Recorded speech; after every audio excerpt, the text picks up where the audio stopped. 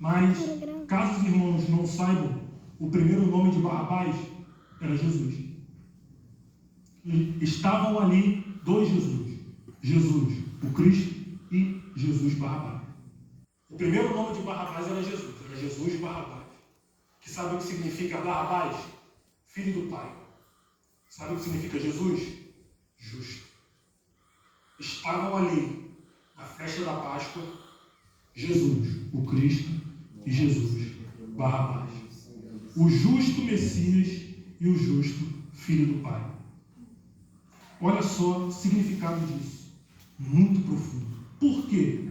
Os sacerdotes gritavam para que Cristo fosse crucificado e pediram Barrabás. Naquele exato momento, os sacerdotes estavam dizendo o quê? Crucificam Jesus e soltem o justo Filho do Pai. Na festa da Páscoa, o povo hebreu tinha o costume de sacrificar um cordeiro para expiar os pecados, que era chamado Cordeiro Pascual. Naquele momento, Cristo se fez o Cordeiro Pascual, sendo colocado no nosso lugar. E por ser colocado no nosso lugar, assumindo o nosso pecado, as nossas dores, ele nos tornou, através do seu sacrifício, justo e filho do Pai. O nome e o significado de Barrabás anunciaria Cristo, aquilo que Cristo estava fazendo naquele exato momento. O que? Ele estava nos tornando justos através do seu sacrifício e filhos do Pai, nos tornando cordeiros juntamente com Ele. Naquele momento acontecia a nossa justificação. Aleluia. Então Pilatos condena Jesus ao açoite romano. Meus irmãos, alguém aqui já viu o filme A Paixão de Cristo? Aquele filme ali, ele não chega nem perto do que foi o real sofrimento de Cristo naqueles açoites. Aqueles açoites ali, eles costumavam a ter 47 chibatadas, mas não eram chicotes igual nós pegamos e batemos nos cavalos hoje. Era chicote com ponta de osso de 15 a 18 centímetros. Pontas de ossos cortantes de 18 centímetros. A tal ponto de que se ele perfurasse na sua carne, quando os soldados puxavam, saíam pedaços da carne do ser humano junto. A tal ponto que, segundo médicos, só nos açoites Cristo já era para ter morrido. Só nos açoites nenhum ser humano aguentaria aquilo. Só nos açoites Cristo já era para ter desmaiado. Só nos açoites Cristo não aguentaria nem aquele tempo todo de pé naquela cruz. Não tinha como. Segundo aos olhos humanos, não tem como aquilo. Porque a carne de Cristo estava totalmente exposta, seus nervos e seus músculos ali. Então, Pilatos traz de novo Jesus e o povo, não satisfeito, crucifica ele. Então eles colocam Jesus para carregar aquela cruz. Porém a cena congela por um momento. Essa cena congela por um momento. Então ela volta de novo para Judas. E Judas entra dentro do templo. Aliás, Judas está do lado de fora do templo conversando com o sacerdote. Eu não quero esse dinheiro. Bate aquele famoso remorso. Aquele famoso arrependimento. Peca, Jesus, por que eu fiz? Bate isso em Judas. E Judas entrega aos sacerdotes, e os sacerdotes dizem o seguinte: eu não quero isso. Eu não quero isso porque esse aqui é dinheiro sujo de sangue. Então Judas pega aquela moeda, joga para dentro do templo, e os sacerdotes vêm, recolhem aquela moeda, e o que nós vamos fazer com isso? Eles compram um lugar chamado Campo de Sangue. Esse campo de sangue foi usado como cemitério para os não-judeus. Eles compraram um terreno dentro da cidade e fizeram ali um cemitério para os gentios. Agora, olha só, as moedas estavam sujas de sangue, sim ou não? Mas com sangue de quem? Cristo. Então as moedas estavam sujas com o sangue do Senhor. com o sangue de Cristo. E eles compraram um campo e colocaram o nome de um campo de sangue. Sangue de quem? De Cristo. Agora olha só, o sangue de Cristo, mesmo que indiretamente, ele não pode ser desperdiçado. O sangue de Cristo, mesmo que indiretamente, ele tem seu valor. Sabe por quê? Os fariseus fizeram um cemitério para os gentios. Esse cemitério ficava dentro da cidade de Jerusalém. Ou seja, pegou um povo que estava fora e colocou do lado de Dentro. E o sangue de Cristo fez o quê? Comprou todos os povos de raças, tribos, línguas e nações, para não estarmos mais do lado de fora da promessa, mas agora fazemos parte da promessa também. Aleluia, Deus. Mesmo que indiretamente, meus irmãos, aqueles que morreram fora do povo de Deus, quando Jesus voltar, eles ressuscitarão do lado de dentro da cidade santa. Aleluia, Não Deus. interessa, o sangue de Cristo não pode ser desperdiçado de maneira nenhuma. O sangue de Cristo jamais será derramado em vão pela vida de ninguém. Aleluia, Deus. Então a cena volta de novo para Cristo. E Cristo ali começa a carregar a cruz.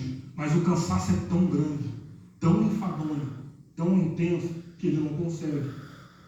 Então os soldados pegam e chamam um homem. Chama Simão da cidade de Cirene, ou Simão Cirineu.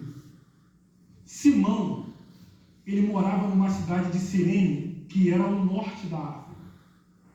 Novamente, Jesus, carregando a cruz, conecta um homem estrangeiro, gentil, de fora da cidade. Através da cruz ele tem acesso a Cristo. Aleluia, Deus. Alguém de fora da promessa, através da cruz, ele tem acesso a Cristo. Eu e você estávamos fora, não merecíamos, não teríamos acesso. Mas assim como aquele homem, através da cruz, eu e você também hoje temos acesso a Cristo. Aleluia, Deus. Então chegamos à cena mais intensa que eu considero de toda a Bíblia, que é a morte de Cristo. Chegamos ali naquela cena onde Cristo se levanta junto daquela cruz.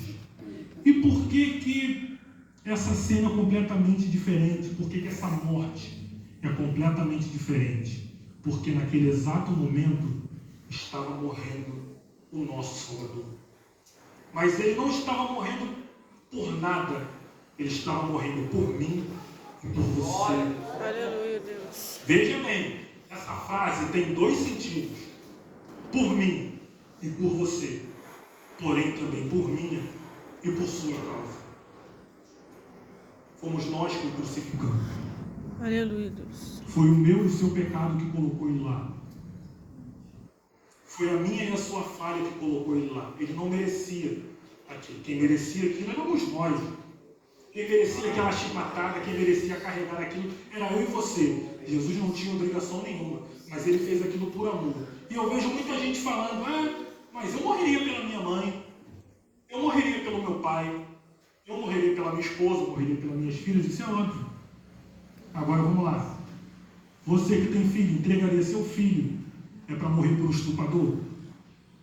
Você entregaria seu filho para morrer por um bandido, para morrer por um assassino, para morrer por um pedófilo? Então como é que a gente quer comparar o amor de Cristo ao nosso amor humano? É impossível. Eu não entendo como que eu, falho, inútil e miserável, e um Deus se entrega para morrer por mim. Não tem lógica. Porém, o amor de Deus supera todas as lógicas, meus irmãos. Aleluia, Deus. E a graça que antes estava restrita, agora, por intermédio daquela cruz, ela nos alcança. Mas não só isso. Se lembra que eu disse do cálice lá atrás? O que tinha nesse cálice? Que Cristo disse, se possível, aparta de mim esse cálice. A palavra de Deus diz em Apocalipse que os tais beberão do vinho puro da ira de Deus. Sabe o que tinha dentro daquele cálice? A ira de Deus completa. A ira de Deus sem misericórdia. foi derramada em Cristo naquela cruz. E Cristo tomou, bebeu daquele cálice até a última gota. Meu Deus, É por isso que ele diz: Eli, Eli, lama sabachthani. Deus meu, por que me desamparaste? Porque ele se fez pecado. E Abacuque diz que os vossos pecados fazem separação entre vós e o vosso Deus.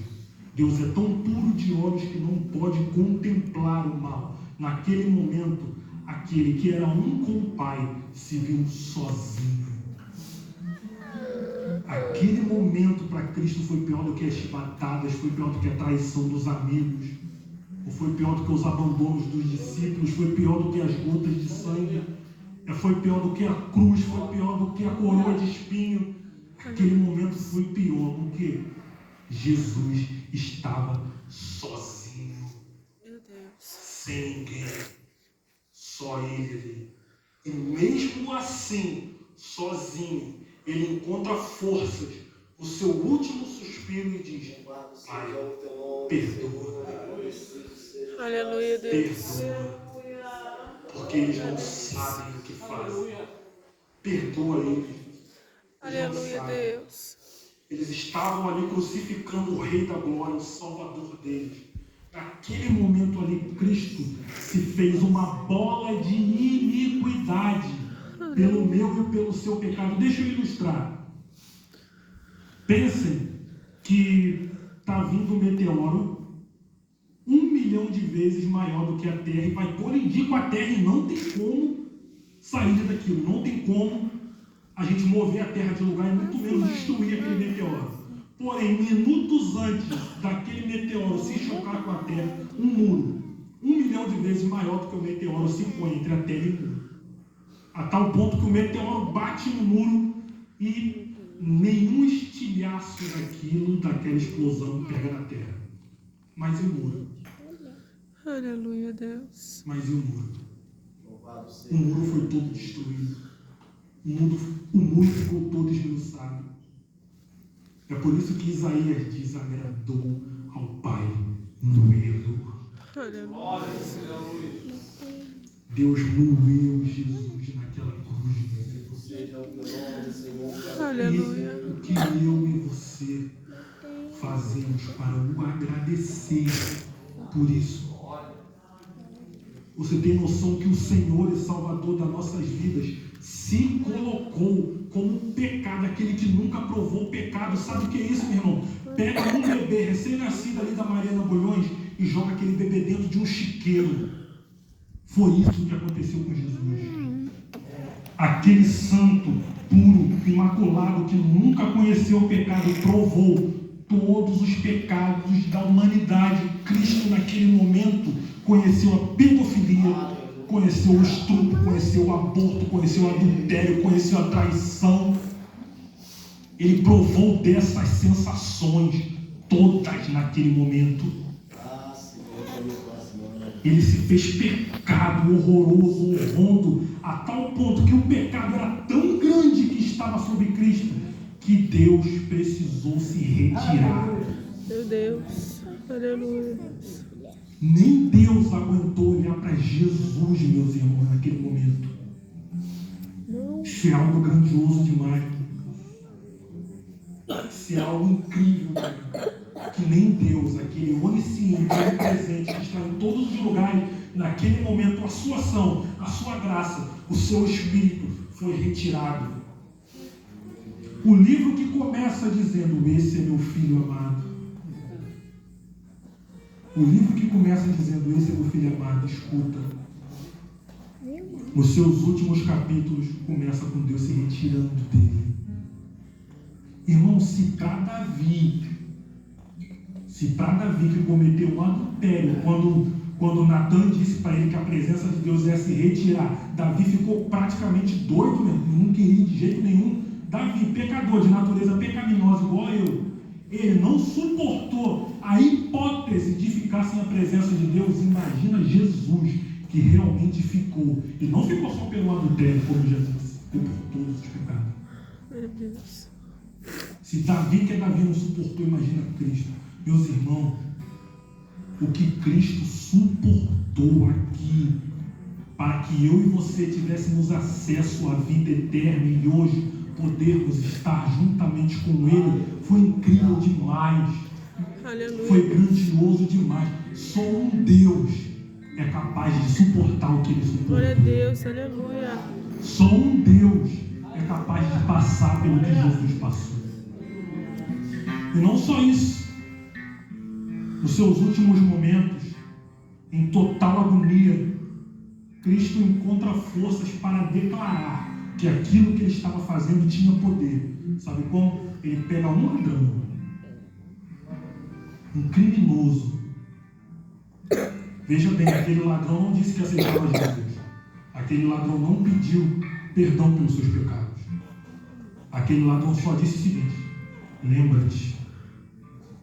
Lembra de mim, Jesus. Aleluia, Deus. Sabe por quê? Antes dele dizer lembra-te, ele disse para aquele outro ladrão que estava do seu outro lado: nós merecemos estar aqui. Esse homem nada fez. Aleluia. Ele reconheceu naquele momento, sabe por quê? Porque os soldados pegaram uma placa e colocaram em cima da cruz de Jesus, dizendo: Jesus, o rei dos judeus. Ele falou: rei? Tem um rei crucificado aqui junto comigo. Eu não posso perder a oportunidade. Rei, lembra de mim quando entrar no teu reino. Aleluia, Deus. E Jesus disse: hoje mesmo, não amanhã, não depois de amanhã, não quando eu ressuscitar, hoje tu estarás comigo no paraíso. Aleluia, O Deus. primeiro morador do céu, irmão, foi um ladrão. O primeiro morador do paraíso a inaugurar o reino na nova aliança foi um ladrão. Ladrão. Imagina só, aos nossos olhos, quem seria? Seria Pedro, seria João, seria esses camaradas aí que apresentavam uma vida de santidade tremenda, mas como eu disse, Jesus não vem por aquilo que nós achamos, ele vem para quebrar todos os nossos paradigmas. Aleluia. Ele vem para quebrar tudo, irmão. E na cruz ele mostrou que não é o que eu e você achamos, mas é o que ele determina. Se eu quiser, entra. Se eu quiser, entra, passa por essas portas. Ah, Senhor, mas era ladrão. Não interessa, o reino é meu, eu dou para quem eu quiser. Aleluia, Deus. Ah, Senhor, mas é uma prostituta que está lá fora. Prega para ela. Ah, mas eu canso de pregar e fulano não escuta. Prego para ele. Deixo nas tuas mãos, deixo na minha mão nada, a obrigação é tua. E de pregar o evangelho. Aleluia, Deus. Prega quantas vezes for necessário. Por quê? Porque o reino não é teu. Como é que tu quer determinar quem entra e quem não entra? Se o reino não é teu. Prega. Aleluia. Mas se eu ficasse só na cruz, se eu ficasse só no sacrifício, a pregação estaria incompleta. Por quê? Porque Jesus não está morto. Aleluia. Naquele momento ele diz: Pai, entrego nas suas mãos meu espírito. Cristo foi crucificado às 9 da manhã e às 3 horas da tarde ele morre. Foram, quem é bom de conta aí? De 9 até as 3 da tarde foram 12 horas? Não? Fala comigo, Vânia. 6 horas? Isso aí. Foram 6, por favor, irmão, corrigir? Foram 6, já fechou o caderno. Foram 6 horas, de 9 até as 3 horas da tarde. Irmão, foram 6 horas de agonia. Imagina. Meus irmãos, quando a gente se machuca, quando a gente se corta, nós esperamos o alívio da dor. Sabe por quê? Porque uma hora vem, então o nosso cérebro está condicionado. Quando a gente se machuca, a gente sente a dor na hora, mas a gente sabe que aquela dor é momentânea e que vai passar. Agora imagina uma dor durante 6 horas agoniantes, tendo pregos de 25 centímetros ultrapassando a sua mão e seus pés, e sendo pregado ali. E outra, ele não foi crucificado novinho, não. Ele tinha acabado de sofrer um açoite romano. Ele diz: Pai, em tuas mãos eu entrego o meu espírito. Então eles pegam Jesus, colocam Jesus na tumba que José de Arimateia compra. e mandam lacrar, mandam vigiar, mandam fazer o que for. Por quê? Os sacerdotes mandaram matar Jesus, mas eles sabiam quem Jesus era, senão não botava soldado lá. Se botou soldado para vigiar, opa, ele disse que ia ressuscitar. Então vigia, porque vai que ele é mesmo. Por quê? Porque tudo que ele falou aconteceu, tudo que ele falou que ia fazer, ele fez.